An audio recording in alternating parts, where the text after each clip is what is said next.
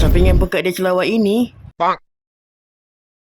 Video lepas kita dah buka pack Mecha Strike 4/9 iaitu ada Mecha Chef. Dan kali ni kita nak sambung pula buka pack yang terakhir iaitu 6/9 Mecha Detective. So jom kita tengok ke apa yang kita dapat dalam pack kali ini.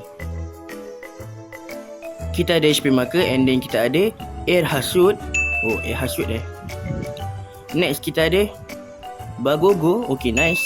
Zaman Mecha Mata dah ada Bagogo ni. Next kita ada Mecha Detective Cat B. Okay, mantap.